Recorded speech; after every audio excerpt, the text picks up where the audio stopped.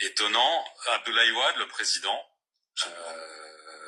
et Laurent Gbagbo, beaucoup plus étonnant, président de gauche, il a avoué à sa sortie de prison de la Cour pénale internationale que vous et Dominique de Villepin, vous l'avez fait cracher au bassinet.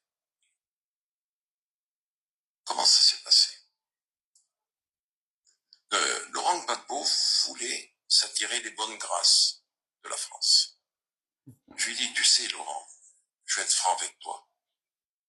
Il va falloir que tu puisses contribuer, faire un geste pour M. Chirac. Et j'organise un déjeuner au restaurant La Pérouse. Il y avait Gbagbo dans un salon de restaurant La Pérouse. Gbagbo, Villepin et moi-même. Et là, je dis à Dominique de Villepin, je dis Dominique, comme vous me l'avez demandé, je vais demander à Gbagbo devant vous d'aider le président de la République. Et j'ai demandé à Laurent, voilà ce que je t'ai laissé entendre.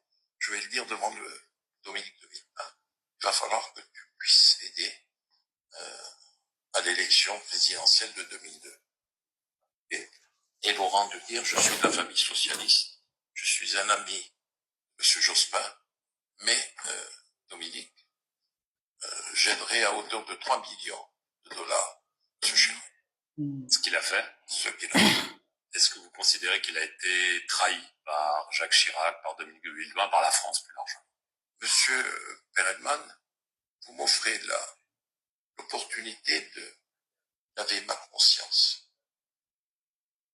J'ai été l'acteur et le témoin de toutes les relations entre la France et la Côte d'Ivoire en ces heures troubles, difficiles. J'ai vu que Jacques Chirac et Dominique ont été d'une ingratitude à nul autre pareil. Et quand, comment vous dire, Laurent est tombé, qu'il a été conduit à La Haye, j'en ai beaucoup souffert. Personnellement et dans ma famille, j'en ai souffert terriblement. Vous vous sentiez coupable? Comment vous dire? Oui. Complice. D'une trahison? D'une trahison. Mais j'étais contre cela. Les derniers moments de la présidence de Gbagbo, je les ai vécus avec Nicolas Sarkozy. Et là, les choses se sont compliquées. Les élections sont là. Et Laurent avait gagné les élections. Nous savons qu'il les avait gagnées. Comme Jean-Ping les avait gagnées en 2016 à Libreville. Là, Gbagbo avait gagné les élections. À Ouattara. Pas Ouattara. Le Conseil constitutionnel a dit que c'était Laurent le vainqueur. Vous connaissez la dispute, mais bon. Bon, ok. Passons. Et le président Sarkozy me fait venir à l'Élysée et il me dit, va falloir que tu appelles ton ami Gbagbo et que tu lui dises d'accepter de partir. Il aura un statut d'ancien chef d'État, 30 millions CFA, voiture, escorte, et s'il veut, comme il est professeur d'histoire, on lui trouvera une chaire, il pourra se déplacer à travers le monde. Je lui dis, il n'y a pas de problème. Il me dit, va dans le bureau de Claude et tu appelles Gbagbo. J'ai appelé Laurent. L'aide de camp, le colonel l'a passé. Laurent Gbagbo me dit, alors Bob, comment va? Je dis, Laurent, ça fait des années qu'on se connaît.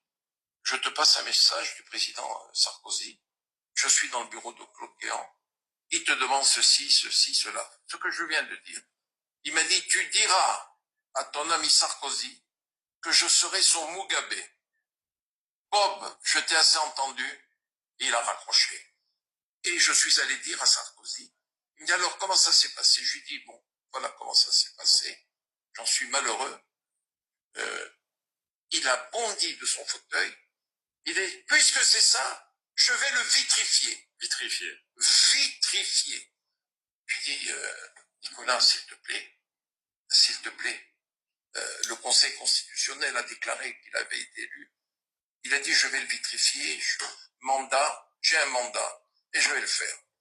Et le lendemain ou le surlendemain, Laurent